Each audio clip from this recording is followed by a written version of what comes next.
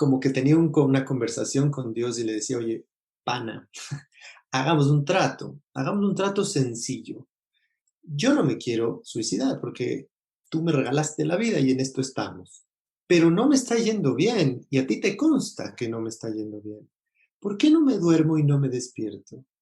Y así gano yo, ganas tú y no tengo que suicidarme más o menos, pero me está yendo mal". Y evidentemente me despertaba.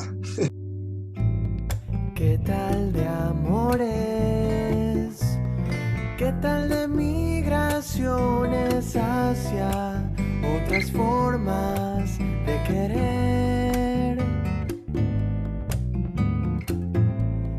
De mis pasiones conservo las canciones que me hacen siempre ver cómo es. Voy dejándome llevar por los impulsos del amor.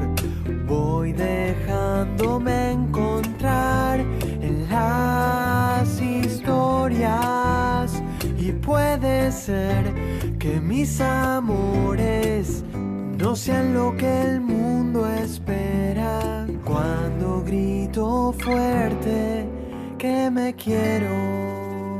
Estoy muy contenta de saber que hoy estás escuchando este nuevo episodio de ¿Qué tal de amores? Mi nombre es Nicole y te doy la bienvenida a este espacio en el que vamos a recibir desde Quito, Ecuador, a José Luis Garcés, comunicador, cantante, poeta, en fin, un amante del arte, pasión que ha sido fundamental para sobrellevar la depresión, una enfermedad con la que convive desde su adolescencia. Hoy vamos a hablar de este tema, vamos a conocer su historia, sus tratamientos, su afición por el arte, sus terapias y sus amores, todos los que han estado junto a él y han sido fundamentales para aprender sobre este tema y para poder convivir con la depresión. Antes de iniciar te invito a que visites nuestro blog en www.quetaldeamores.com, en donde vas a poder encontrar más información sobre este episodio y sobre todos los demás episodios que hemos publicado en el podcast.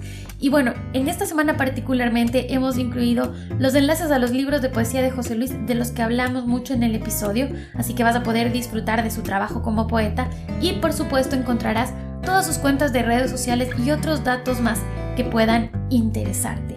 Así que gracias por estar una semana más escuchando ¿Qué tal de amores? La depresión es una enfermedad muy común que afecta a muchísimas personas y de la que, por suerte, ya se está empezando a hablar con mucha más frecuencia y libertad que antes, aunque todavía creo que existen algunos prejuicios y algunos tabúes alrededor de ella.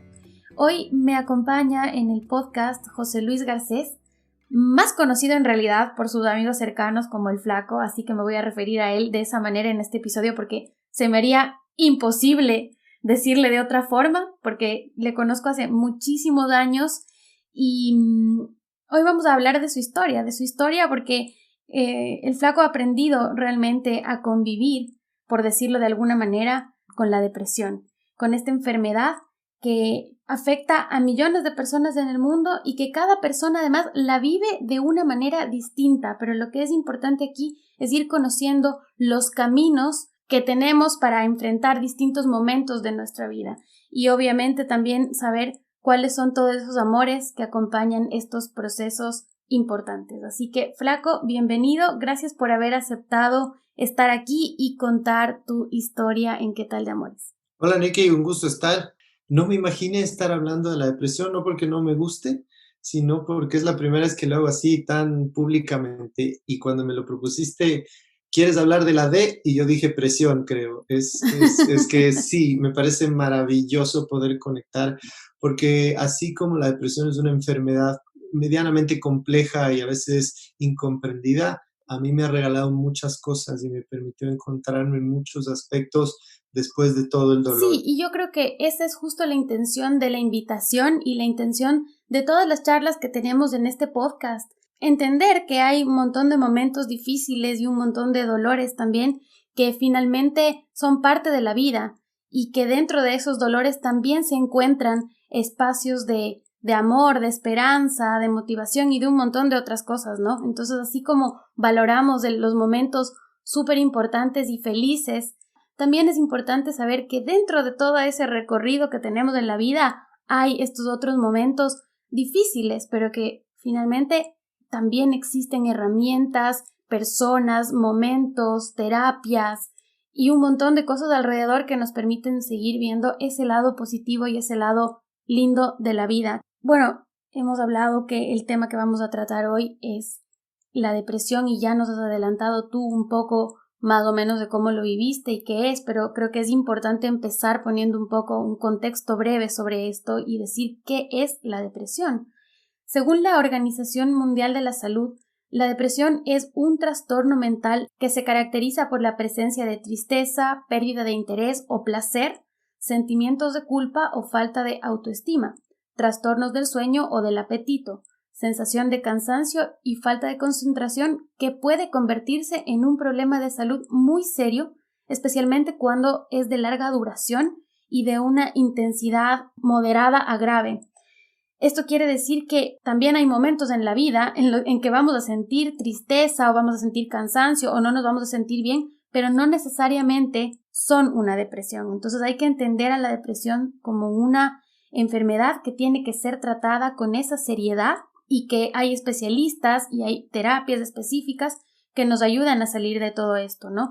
Si es leve, se puede tratar incluso sin necesidad de medicamentos, pero en otros casos se pueden aplicar medicamentos y psicoterapia profesional, ¿no? Entonces esto hay que tener muy en cuenta porque además puede convertirse en un problema serio de salud cuando llega a adquirir un estado permanente sin atención.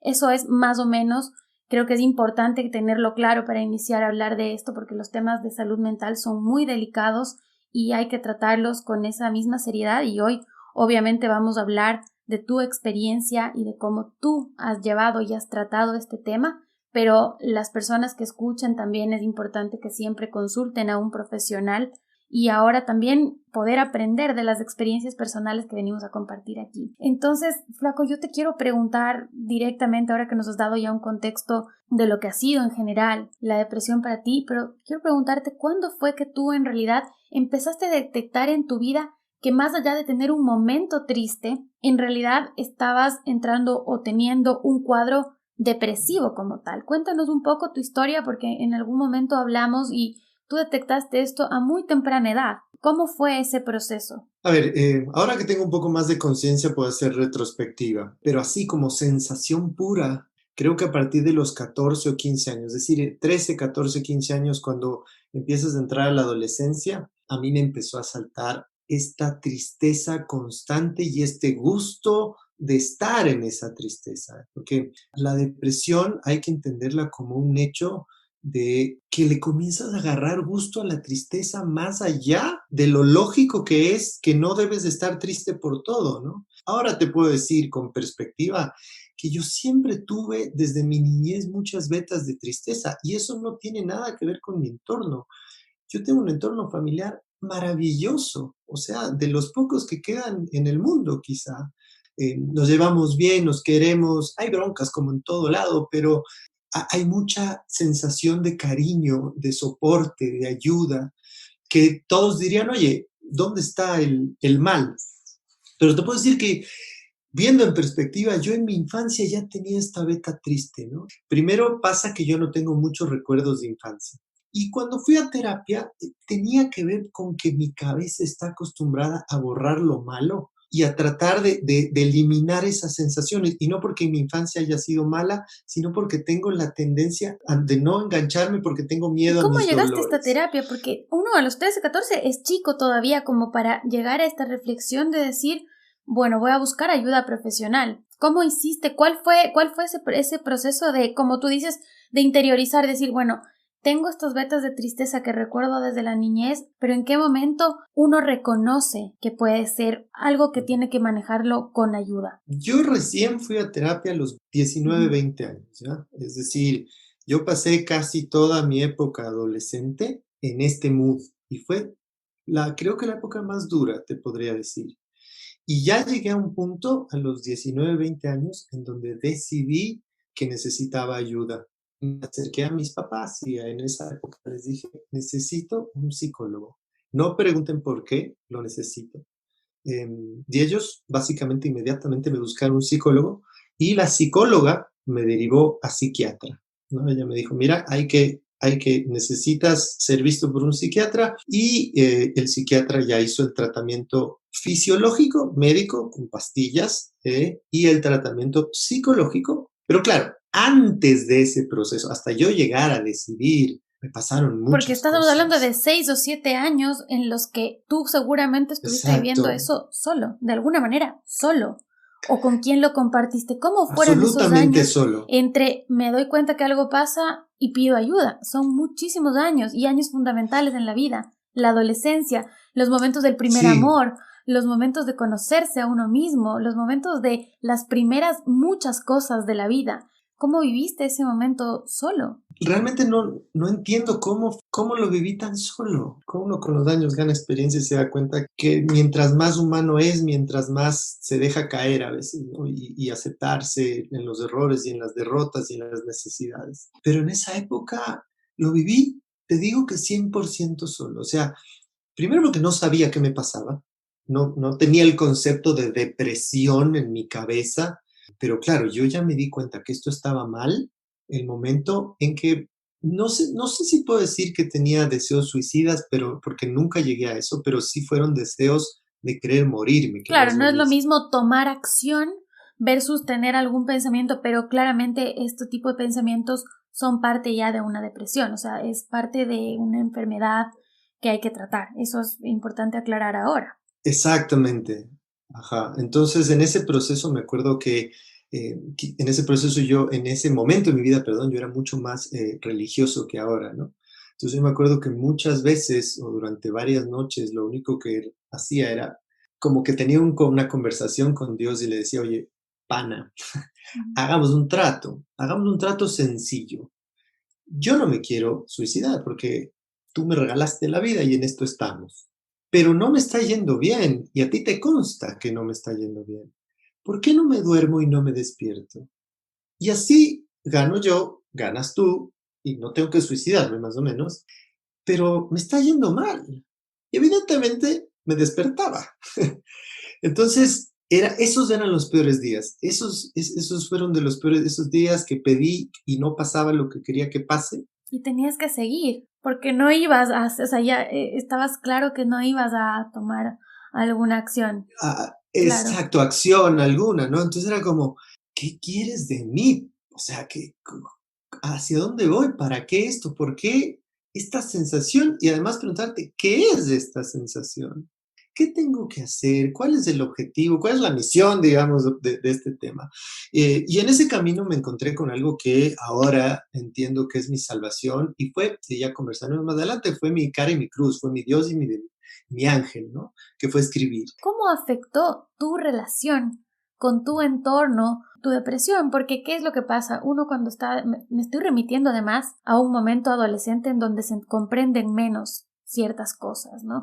Entonces tal vez era como, bueno, ya, pero ya no estés triste, o sea, ya levántate, o sea, como tendiendo a no darle mucha importancia a cómo te sientes. ¿Cómo afectó esto la relación tuya dentro del colegio cuando aún no estábamos en un tratamiento, digamos así? Mis amigos, digamos, no lo entendían, yo trataba de taparlo mucho, se me notaba en muchas acciones, mis cambios de carácter eran increíbles, yo podía estar feliz y a los 2 segundos de ser un ogro, de no dirigir la palabra a nadie y querer largarme del lugar. Creo que me ayudó mucho, como te digo, el poder escribir y eso me abrió muchas puertas porque mi arte comenzó a expandirse por cosas tan sencillas que me volví el juglar del colegio. Entonces se acercaban y me pedían los poemas para conquistar a una chica. Y eso me ayudó mucho a desfogarme y a entenderme. Y mis amigos me ayudaron en el sentido de estar sin saber qué flautas pasa en general en mi vida,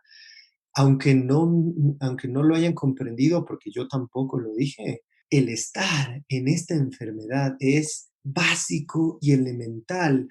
Y a veces la pregunta es cómo estar. Es muy variable. En ciertos puntos es sencillamente estar, ¿ya? Porque a veces si preguntas mucho, uno está tan conflictuado y tan jodido que responde una burrada. te puedo decir, lárgate, no te quiero ver, o sea, puede haber esos casos. Y el sencillamente estar sentado al lado del que está cabreado, cambia un montón de cosas para esa persona. Pero ese saber estar es muy complicado. Imagínate si es complicado en la adultez, Mucho en la más. adolescencia, es un rollo Y complejísimo, que además no porque se entienden, hay muchas cosas que no se entienden y que no te paran a analizar mucho, ¿no? Y bueno, pasaste este momento así, llegó los 20 años, empezaste a ir a terapia. ¿Cómo sientes que empezó a cambiar esto con la terapia? Y una pregunta clave aquí es, y no te lo pregunto desde el punto de vista médico, porque eso nos tendrá que contestar un psiquiatra, un psicólogo, te pregunto a ti, ¿tú crees que se puede curar la depresión? ¿Tú sientes que está curada tu depresión o es algo que tú tienes que aprender a sobrellevar? En tu caso, ¿cómo es? una de las reglas básicas que me enseñó mi psiquiatra al menos, que es Edwin Dávila, al que quiero un montón acá en Ecuador, la depresión no se cura o no desaparece. Digamos, la palabra no es no curar, pero no desaparece. No es no es una enfermedad como un dolor de estómago o que uno mañana se toma cierta medicación y desaparece por completo. La depresión no desaparece, se controla y se aprende a vivir con ella, como te diría, el 90% de las enfermedades mentales. Normalmente las enfermedades mentales no desaparecen, sino que se tratan. Hay casos que evidentemente desaparecen hasta por temas fisiológicos, pero en mi caso no es así. Y lo que he aprendido es a vivir con ella. Ahora, yo tengo una depresión leve.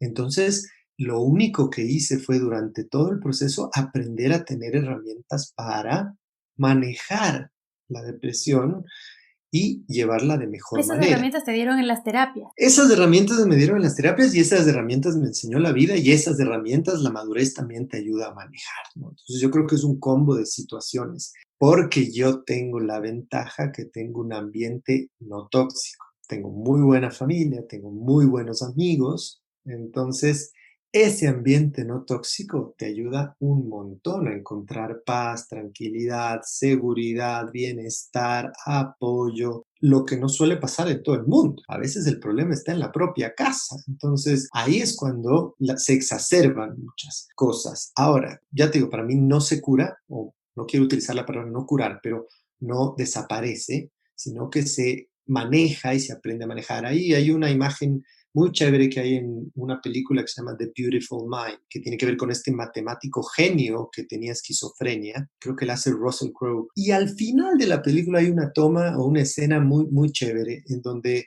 este profesor genio se acerca a una alumna, él era profesor de una universidad prestigiosa, se acerca a una alumna y le hace una pregunta. Y él se queda callado durante unos segunditos y le pregunta a la alumna, ¿tú ves a esa persona que está ahí atrás tuyo? Y ella se da la vuelta y le dice, no. Y él solo sonríe y sigue trabajando. En ese momento te das cuenta cómo él lo que está haciendo es aprender a vivir con su esquizofrenia en un proceso que él sabe que no es real y que tiene que verificar con alguien que ni siquiera es su cercano, sino es una alumna, pero que le sirve de apoyo para él entender que lo que está ahí no es real. Entonces es más o menos, es eso, es ir aprendiendo a vivir con eso que va a estar contigo, cómo evitarlo, cómo controlarlo y aún así yo sigo teniendo terapia hasta el día de hoy. O sea, yo sigo teniendo un psicólogo o una psicóloga, que en donde tú estás, en Argentina, uno tiene el médico de cabecera y el psicólogo de cabecera. Es así de sencillo. Acá en Ecuador dices voy al psicólogo, cada vez menos, pero sí te quedan viendo con carita de te patina el Sí, kiosco. y no solo eso, yo pensaba que también tiene mucho que ver los sistemas de salud, en realidad. Entonces, también es un tema de entender cómo los sistemas de salud están entendiendo la salud mental. Yo creo, estoy convencida de que cada vez se está dando mucha más importancia y por eso es importantísimo también hablar de esos temas en todos los espacios que podamos, en este espacio particularmente. Para mí es importante hacerlo. Entonces, claro, ahora que todavía es complicado darle esa prioridad, porque ni siquiera en un sistema de salud se le da. Cada vez hay mucha más gente aceptando situaciones de depresión o de que necesitan ayuda profesional y acudiendo a psicólogos o psiquiatras, pero esto hace 20 años que tú fuiste no era algo usual. Claro, absolutamente. Y es así como tú lo dices. Es decir, hace 20 años yo tenía un seguro médico, por suerte privado, tenía el privilegio de poder tenerlo así. El seguro privado no me cubría la consulta psiquiátrica. Gracias a Dios, ahora sí me cubre. Pero es del seguro privado, Claro, no es de la y salud volvemos al tema pública. del privilegio, que también es algo que ha salido un montón de Claro, veces en este podcast, porque dices, ¿hasta dónde entonces depende de mi privilegio? O sea, de cuánta posibilidad económica tengo acceder a un montón de cosas. O sea, no debería ser así. Debería estar integrado no, no, dentro de un sistema de salud absolutamente. pública, porque realmente los temas de salud mental son hoy súper importantes. Leía un dato que hoy en este momento eh, 300 millones de personas en el mundo tienen un diagnóstico de depresión. Entonces es un tema que hay que darle atención. Te voy a plantear ahora una pregunta que quizás pueda sonar medio tonta, pero en realidad es algo que estoy segura que se nos ha pasado por la cabeza a muchas personas en algún momento, y es decir, ¿pero cómo puede estar deprimido si tiene todo? Si están los papás bien, si vive en una casa bonita, si le atienden todo, porque también estamos hablando de un entorno de privilegio, ¿no? Donde tienes todo eso, Claro, pero, y que es claro. una realidad, que, bueno, gracias a las oportunidades, a la familia donde nacimos, no hemos tenido que pelear para poder comer, pero la verdad es que mucha gente sí lo tiene que hacer. Entonces, hablando desde este entorno que no hemos tenido que pelear por los derechos más básicos y las necesidades más básicas de los seres humanos, siempre dicen, ¿y por qué estará triste? Si tiene todo, si tiene buen trabajo, si es bonito, si es simpático, si tiene amigos, si estudia en la universidad, si tiene la carrera. ¿Alguien alguna vez te dijo eso? Toda la vida, todo el proceso. Y esa pregunta es peligrosísima, ¿no? Es peligrosísima porque es justamente uno de los detonantes para que tú vayas a una depresión aún más profunda. Y cuando te preguntan eso es, tienen razón, que soy un asco. Porque no Claramente tengo soy un razones asco, para ponerme así, entonces yo soy el problema.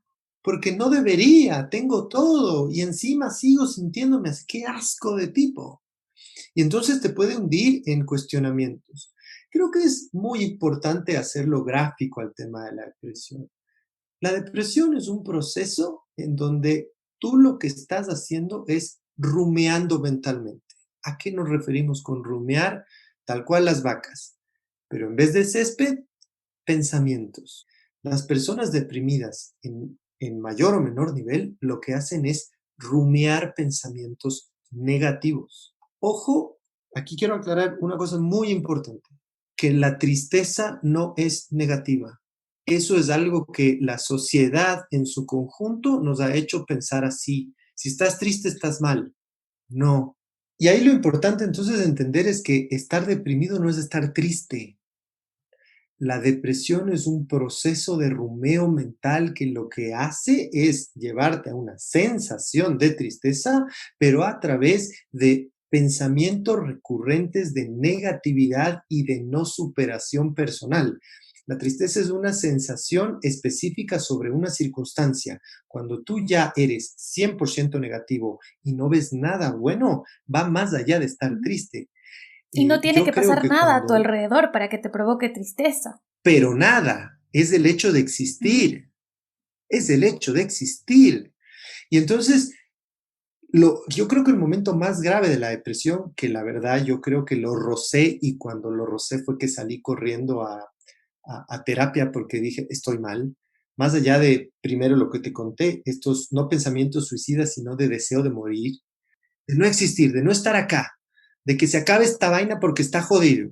Y el segundo, más importante, es cuando dejas de sentir la nada. Yo eso no le deseo a nadie. La nada, esa sensación de no querer nada, nada. Y la nada es durísima porque es el vacío perfecto. Ya no hay emoción. Cuando yo ya llegué, pasé por sensaciones de dolor, tristeza, ansiedad, angustia, etcétera. Y ya cuando ya estaba topando la nada, cuando ya me era absolutamente indiferente a todo, a mí, al amor, a las circunstancias, a mis seres queridos, a mis amigos, a mi futuro, a mi carrera, cuando llegó la nada a coquetearme, ahí es que dije, no, esto está mal. Uno no, la vida no puede ser esto, o sea, no, es inexplicable que esto sea la vida. Hay algo que está mal en mí, tengo que aceptarlo y debe haber una solución. Pero tuviste ese momento en el que es como casi una iluminación, en el que vas y pides ayuda, porque también es una línea súper delgada en el que te puedes quedar atrapado en la nada. Hay mucha gente que no se llega a escuchar y que necesita de un otro que le dé el empujón, que le lleve, que le haga reaccionar. Es verdad, de la depresión no se sale por terceros. Los terceros te ayudan, te dan guías, están, te soportan, pero el que llega a salir en la medida en que puede y combina un montón de cosas que no solo dependen de uno, sino dependen de una buena terapia, de medicación, a veces medicación de por vida. Y yo lo único que pensaba es, a ver, si con una pastillita al día voy a ser feliz, por ponerle un concepto, me tomo la pastillita al día y todo es bien. O sea, si una pastillita me va a cambiar la concepción del mapa, preste la pastillita, o sea, no tengo ningún problema. Ahora, claro, la medicación tiene sus consecuencias en muchos aspectos, hasta acostumbrarte a la medicación y luego volver a dejarla, que yo cometí el error más grande, yo la dejé un día X a una hora X, algo que nunca se La debe hacer. medicación psiquiátrica es un tema súper serio, o sea, tiene que realmente tomarse con prescripción médica y con supervisión médica, tanto para iniciarla como para dejarla, porque hay un error ahí también y me estoy saliendo un poco del tema, pero me parece importante decirlo. Me siento un poco mejor, entonces ya no necesito, porque ya no me quiero meter químicos en mi cuerpo y ya no necesito porque me siento mejor. Ojo con ese tipo de cosas y lo digo porque puede haber gente que nosotros conocemos que está tomando medicación, puede haber gente en nuestra familia. Entonces, ayudar, apoyar, sobre todo a que estas cosas se traten con muchísima seriedad. Muchísima seriedad. Me imagino que cómo fue para ti el momento de simplemente dejarla de golpe, porque me imagino que pensaste que ya estabas en capacidad de controlarlo solo, ¿o por qué? O sea, como se dice acá en Ecuador, guagua bestia, o sea, me rayé, o sea, eso no se debe hacer jamás en la vida. Por suerte no tuve ninguna secuela y después de los 6 meses creo que yo estaba tomando Remerón. Un día se me olvidó y al día siguiente, ve, no pasó nada. Y dejé las pastillas. Yo seguía yendo al psiquiatra y todo y no le conté a mi psiquiatra. Hasta que un mes después, cuando él me dice, bueno, vamos a empezar a bajar la dosis, me atreví y le dije, no, ¿sabes qué? Yo hace un mes no tomo ni una pastilla. Casi me manda al reformatorio, o sea, me mandó a hacer exámenes, me dijo, ¿qué crees que esto funciona Claro. así? El desequilibrio químico que puedes generar, un montón de cosas, ¿no? Entonces, por suerte no tuve ningún efecto, como digo, yo tengo una depresión leve y quizá eso es alguna de las cosas que me ayudó a entender.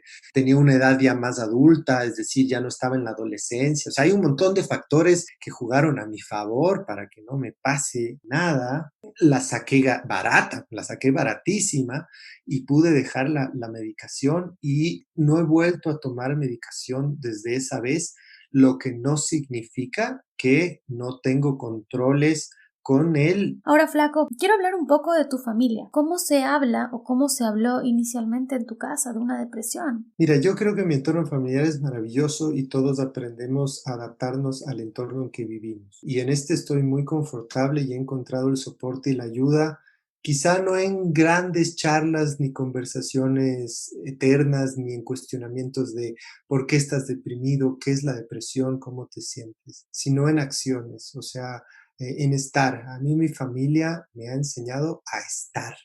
Y quizá a veces no preguntaban y yo me preguntaba por qué no preguntaban, pero ahora ya un poco más grande entiendo y valoro mucho eso. Y los procesos fueron muy naturales. Yo fui tío a muy corta edad. Yo a los 10 años ya nació mi primer sobrino y he tenido mi vida repleta de niños hasta ahora mis 38. Tengo 8 sobrinos en mi vida. Entonces yo desde muy chiquito tuve a niños y para mí ellos fueron un kit de salvación gigantesco, lo que no significa que mis hermanos y mis papás no lo hayan sido. Mis papás y mis hermanos lo fueron por estar. Los enanos por la vitalidad que te meten, ¿me entiendes? Y uno de los momentos quizá más clarificadores en esa solicitud que te contaba de, oye, ¿por qué no me llevas y no me despierto? Fue un día de claridad en que dije, bueno, porque el tema de la depresión es este rumeo y esta capacidad de proyección increíble. Uno se arma cuentos y una de las cosas que a mí me pasaba es que yo me imaginaba mucho mi velorio, mi entierro, cómo quisiese que fuese y cómo quisiese dejar las cosas más o menos ordenadas para el proceso. Y una de las cosas que no podía arreglar y que realmente me partía el alma era la pregunta de mis sobrinos, ¿qué le pasó a mi tío? Entonces era súper complejo. Eso no podía dejar arreglando. A eso no podía darle respuesta. Y entonces ahí fue como dije, no, no, no, no, freno, freno, freno, freno. Eso no puedes hacerle a ellos. Entonces es súper, o sea, digamos, fue mi salvación en cierto modo, pero al mismo tiempo ahí te das cuenta lo importantes que son. Son tus amores. Son esos amores que realmente Exacto. te han sostenido en todo este proceso. Ahí es cuando uno dice, ¿dónde están? O sea, ¿dónde puede haber amor en una historia que me está doliendo tanto? Ahí. Claro, ahí están los amores. Ellos a esa edad no sabían que estaban, pues, y quizás hasta ahora no lo sepan, y quizás se están enterando ahorita. Entonces, sí, todo el entorno va funcionando. Y en el caso de mi familia, ha sido el horizonte, la estrella, el lugar a donde sabes que puedes llegar, a donde quieres llegar.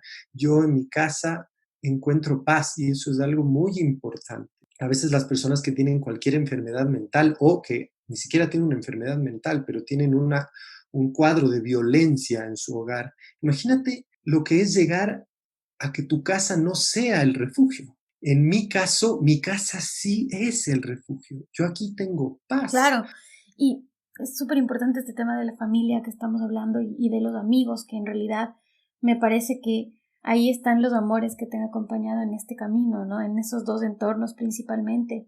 Pero también, más allá de la familia, de los amigos y de las pastillas y de los médicos, me parece a mí que tú encontraste otros espacios terapéuticos que has ido cultivando mucho con el tiempo y lo has mencionado ya. Empezaste a escribir justamente cuando empezó a acentuarse en ti esta sensación constante de tristeza que en su momento no la llamabas depresión, pero que claramente ya era. Y entonces de pronto en ese camino aparece la escritura, aparece la música, aparece el arte en general para ti, que además tienes una sensibilidad súper desarrollada y por eso me parece que puedes escribir poesía, no es algo que todo el mundo pueda hacer. Entonces quisiera que nos cuentes ahora cómo ha influido el arte, la escritura, la música en este proceso de manejar la depresión. ¿Ha sido en algún momento inspiración también para tus creaciones? Más allá de solo terapia, ¿ha sido inspiración? ¿Has llegado a sentir que si no fuera con estas sensaciones no hubiera podido generar ciertos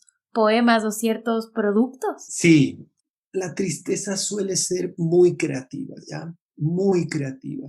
Y cuando uno tiene baja la autoestima por N razones, desde lo físico hasta lo emocional, viene un montón de conflictos.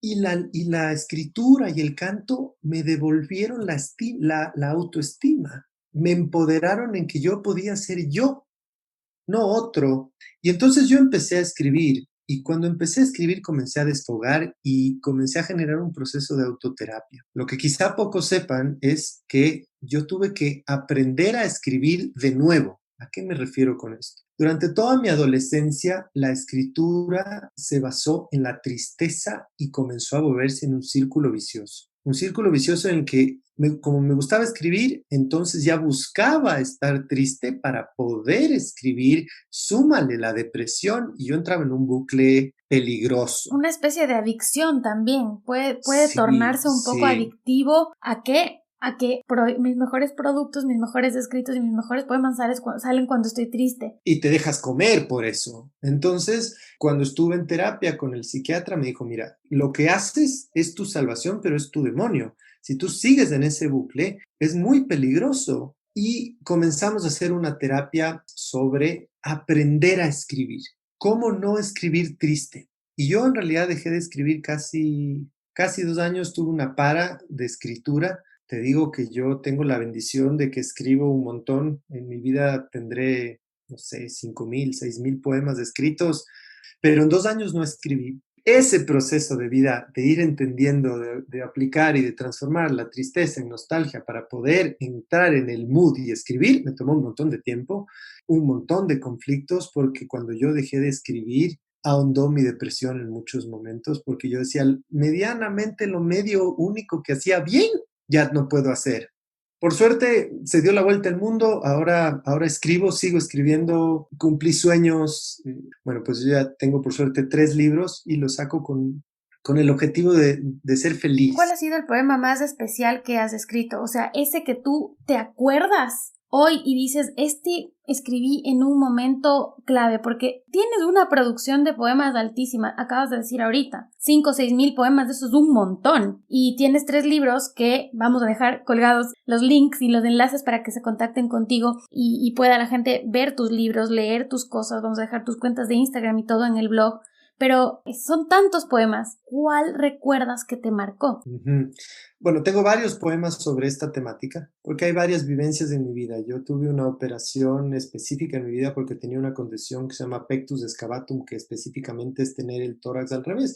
Y tengo una cicatriz grande en el pecho. Eso influyó también mucho en el tema de autoestima sobre mi físico. Y ahí hay muchas cosas circundantes alrededor y tengo muchos poemas, si ustedes se van a encontrar sobre esto de que estoy dividido en la mitad, de que tengo un cierre que me abre el alma, un montón de esas cosas que tengo referencias. Pero hay un poema que escribí hace muchísimos años, justo en esa época adolescente, que se llama Bifurcaciones, que para mí es el poema que representa más fuerte la sensación que yo tenía cuando estaba más deprimido. Es la fotografía de ese momento, uno de los más complejos, pero tampoco es que puedas leerlo constantemente, porque esa es otra situación que puede pasar. Te puede volver a sumir en una situación así. Sí, puede ser un detonante y algo que o al menos a mí me enseñaron mi psiquiatra a través de la terapia y sobre todo el tema de la terapia de actividad es, oye, no te metas en caminos que vos no sabes que vas a poder manejar, evita esos detonantes, ¿no? Ahora, hemos hablado un poco de este proceso tanto desde la salud, hemos hablado de cómo el arte ha sido una herramienta importante para ti y también hablamos de esos amores que te han acompañado y te han sostenido en todo este camino.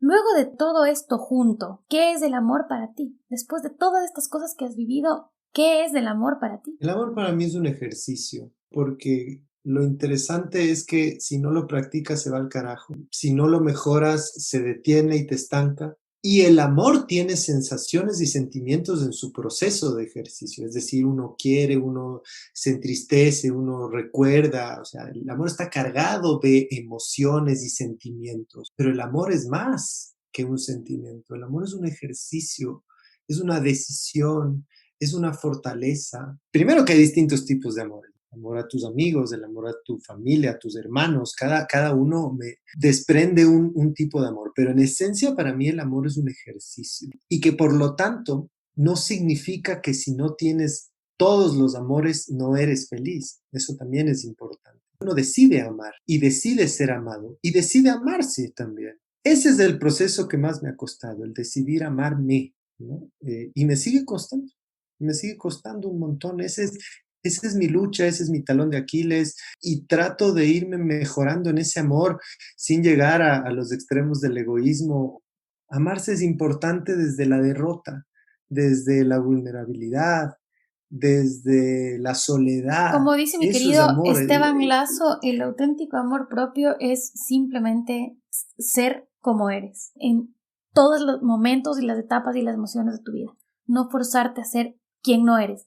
Ahora, ¿cuáles son las 3 lecciones o los 3 aprendizajes más grandes que a ti te ha dejado este proceso y que podríamos compartir aquí? Primero, la humanidad. Lo más importante de este proceso es la capacidad del ser humano de ser vulnerable y de no tener miedo de serlo. Vivimos en una sociedad en que el vulnerable está mal visto porque o es un tonto o no sabe aprovechar las oportunidades o no tiene capacidades de liderazgo, etcétera, etcétera. El vulnerable, el humano, el caído, el indefenso, está mal, eso está mal, eso no puede ser.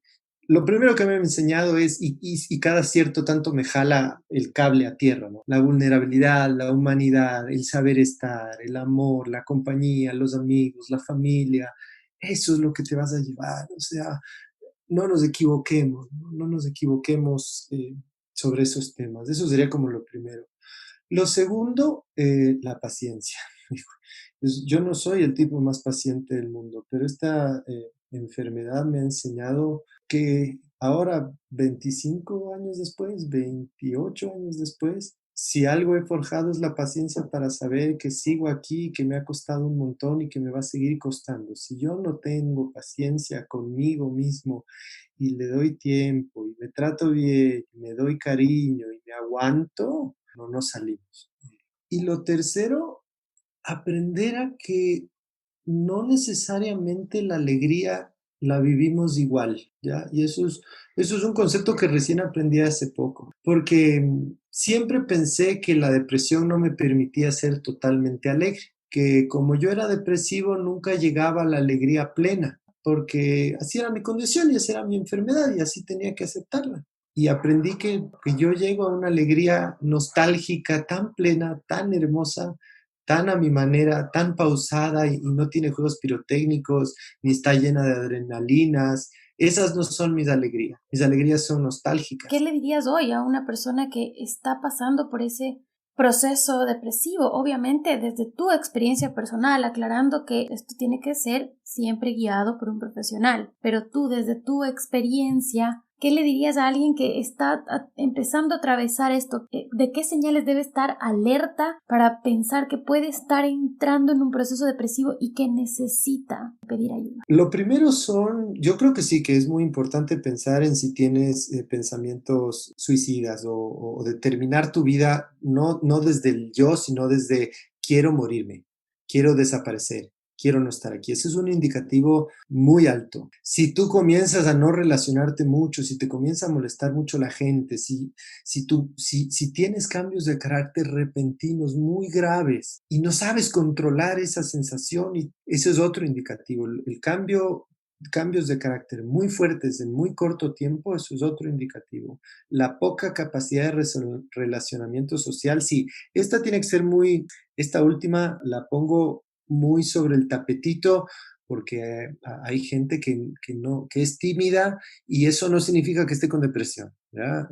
Es esa incapacidad que te hace daño, que te aleja, que te excluye, Quizás que también te... en el momento en el que llega a incomodarte todo el mundo, que te Eso, que no estorba el quieres, que resto. te No es estorba. que estoy tímido, pero bueno, tengo mis dos amigos, porque hay mucha gente que no es necesariamente el alma de la fiesta y que tiene 45 amigos y que capaz llega a un lugar y no habla con nadie. Está perfecto, es su personalidad.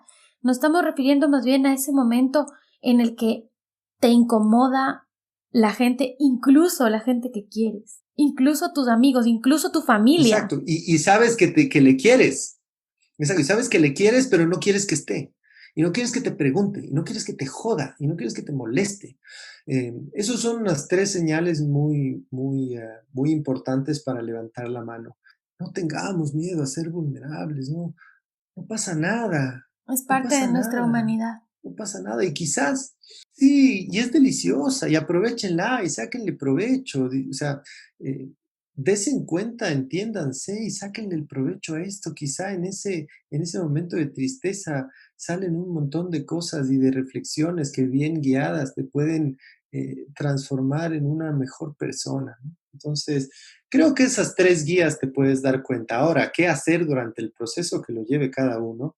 Eh, que se dejen guiar por los expertos sobre el tema, que si tienes una persona alrededor que sabes que está deprimida y no quiere ir, busca la manera de estar con esa persona, que si sabes que una persona está deprimida y está en tratamiento, está. A veces estar es solo acostarse al lado, agarrar una mano, dar un abrazo, eh, hacer una llamada, mandar un mensaje, un te quiero, un te extraño. Esas cosas no sabes cómo pueden salvar el día de una persona con una profunda depresión. estás en un círculo depresivo que suele pasar y te llega un mensaje de alguien que te dice, oye, estoy pensando en ti, te extraño. Te puede dar un vuelco, te puede dar un vuelco, porque te sientes necesitado, buscado y sientes que hay una persona que piensa en ti, cosa que tú no estás haciendo. Creo que nos quedamos con varios mensajes de todo esto que hemos hablado. El primero y el más importante que yo destacaría es que tomemos ayuda profesional, o sea, son cosas que hay que tratar con mucha responsabilidad y lo mejor es hacerlo orientados con profesionales, ¿no? Perderle ese miedo al momento de la terapia, porque puede ser en realidad la puerta a que tú puedas manejar esta enfermedad de mucha mejor manera, porque también, o sea, no hay que pensar que esto es para siempre y que no voy a tener una vida normal. Sí puedes tener una vida normal, no hay que pensar que esto es un pozo sin salida, porque tiene salida. Entonces, importantísimo de este episodio saber que la depresión es algo que se puede tratarla con un profesional, no tener miedo a tomar una terapia. Esas cosas deben quedar súper claras y creo que las hemos dejado aquí a través de compartir tu experiencia, y una final que me parece muy importante, que es esta que has mencionado al último, y es hacer como un llamado a las personas que hoy no tienen depresión, pero están cerca de una persona con depresión.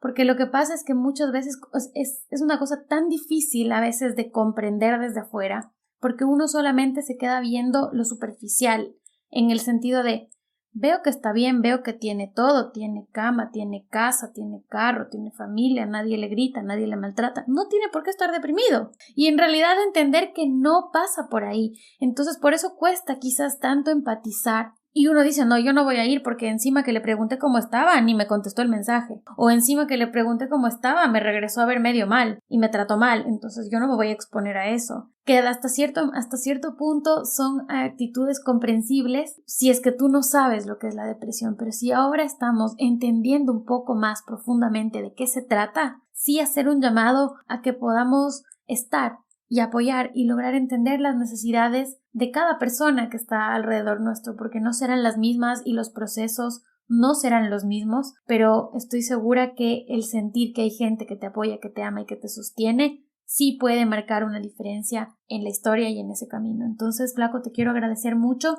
¿Tienes un mensaje final que quisieras decir para cerrar este espacio? Y bueno, te reitero las gracias por haber estado aquí. Nada, Nikki, un gusto. Siempre es bueno hablar de estas cosas, no solo para contar y tratar de exponer mi versión, sino porque a mí me recuerdan quién soy y qué estoy haciendo, ¿no? Ahora, dos cosas finales. Yo creo que he metido un mensaje ahí durante todo el proceso en esto de cuidado con el egoísmo, y es por esta razón, es porque si nos volvemos en ese egoísmo tan ciegos, no nos vamos a fijar que en el de al lado necesita ayuda. Y hay la típica que te dicen cuando estás en este tema de encontrarte a ti, de ser un mejor yo, quita a las personas tóxicas de tu vida. Y es una frase que tiene lógica, ¿no es cierto? Dices, sí, ¿por qué me voy a caer yo con personas tóxicas de mi vida? Tienes toda la razón, yo no necesito con quedarme personas tóxicas. Pero a veces los depresivos somos tóxicos y no porque queremos y necesitamos tu ayuda.